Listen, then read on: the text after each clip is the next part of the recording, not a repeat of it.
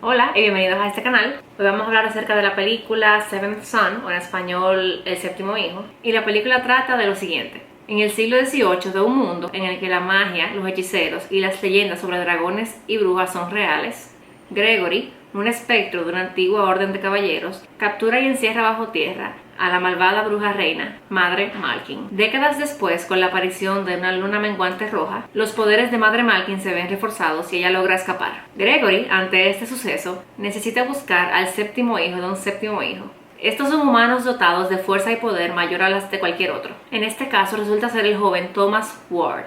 Gregory lo convierte en su aprendiz para derrotar a Madre Malkin antes de la aparición de la próxima luna llena roja, que es cuando ella desatará su ira y poder sobre la raza que la encerró y la hizo sufrir, que es la raza humana.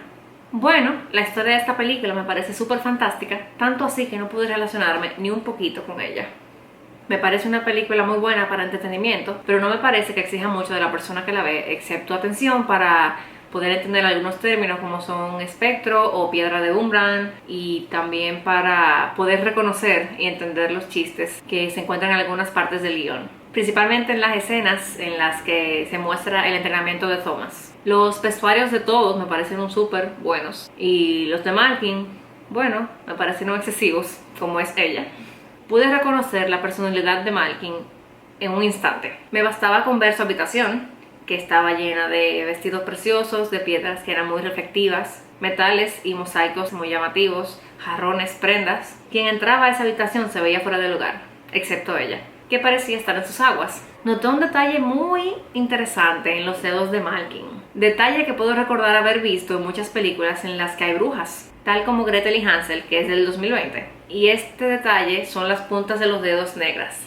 Investigué un poquito y esta marca es reconocida como la marca de las brujas. La historia dice que el mal les hace estas marcas a las brujas para sellar su obediencia a él y por lo tanto que sean sus sirvientes. Detalle que no conocía hasta investigarlo con esta película. Me encantaron los efectos, realmente me gustan las películas fantásticas, que es uno de los géneros de esta película, además de aventura. Los únicos efectos que puedo recordar ahora mismo que no me gustaron fueron los ojos rojos de quien cabalgaba un caballo. Y tampoco me gustó su transformación. Se supone que una parte importante de su transformación es la chaqueta que él tiene puesto, aunque se supone que la capacidad de transformarse es de él. Pero bueno, el cuello de la chaqueta comienza a rodear la cara de él y lo cierra como si fuera una planta. Yo me pregunto cómo se transformaría si estuviera desnudo, porque básicamente la chaqueta se traga su cara. Entonces no entiendo. Tampoco me gustó cómo se desvanecían los cuerpos al ser transportados por Malkin. En ese proceso, un torbellino de tiras rojas que parecían carne envolvían los cuerpos, y desde adentro de ese huevo de tiras rojas salía una luz azul resplandeciente. Y yo pienso, ¿por qué azul? Podía ser amarilla, roja. ¿Por qué azul? No me gusta que sea azul. El azul no es un color para eso.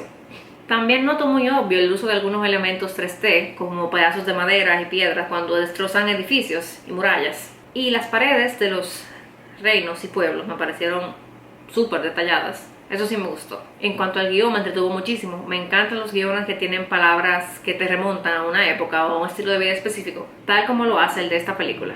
El director de la película es Sergei Bodrov, y los actores principales son Ben Barnes, que interpreta a Thomas Ward, Jeff Bridges, que interpreta al maestro Gregory, Julianne Moore, que interpreta a Madre Malkin, y Alicia Vikander, que interpreta a Alice. La película es del año 2014, por eso me asombró un poquito el tema de los efectos especiales, ya que estaba bien avanzado. El ritmo de la película me pareció rápido. Creo que esta impresión me la dio el corto tiempo de entrenamiento que tuvo Thomas. La hora con 46 minutos de la película se fueron volando. Y cuando pienso en los detalles, luego de haberla visto, me acuerdo de muy pocos porque todo pasó súper rápido. Eso sería todo por la película de hoy. Espero que este video les haya parecido entretenido y que les haya inspirado a ver la película si no la han visto. Y si ya la vieron, déjenme debajo sus comentarios a ver qué opinan de la película para yo poder leer sus opiniones. Y nos vemos en un próximo video. Bye.